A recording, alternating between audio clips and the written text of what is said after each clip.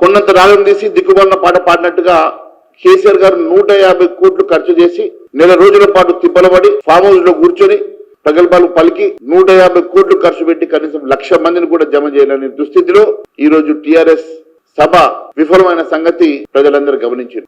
ఈ రోజు ఎన్ని రకాలుగా ఫీట్లు చేసినా మాయ చేసే ప్రయత్నం చేసినా ఈ రోజు తెలంగాణ ప్రజలు కేసీఆర్ గారిని నమ్మే పరిస్థితులు లేరు.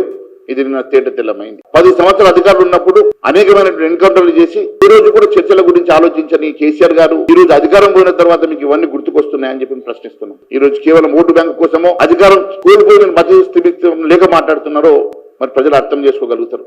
కేసీఆర్ గారు మీరు ఎన్ని పగటికలు అన్నా మీరు గత 10 సంవత్సరంలో చేసినటువంటి విధ్వంసం ప్రజలు మర్చిపోరు.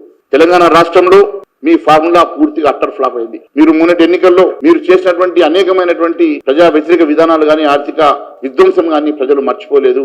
మీరు చేసినటువంటి అనేకమైనటువంటి ఆర్థిక నేరాలు కూడా ప్రజలు ఇక మర్చిపోలేదు. ఎన్ని రకాల జిమ్మికులు చేసినా ఖచ్చితంగా ప్రజలు మిమ్మల్ని అసహించుకుంటారు తప్ప మీ దరికి రారని చెప్పి సంగతి నేను తెలియజేస్తా ఉన్నాను. తెలంగాణ మోడల్ టీఆర్ఎస్ మోడల్ అంటే మీరు ఫెయిల్యూర్ మోడల్.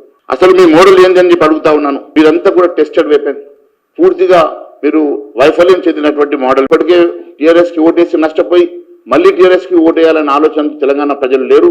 మరొక్కసారి ఆ దుర్భరమైనటువంటి జీవితాన్ని మన ప్రజలు కోరుకోవడం లేదన్న సంగతి నేను తెలియజేస్తా ఉన్నాను.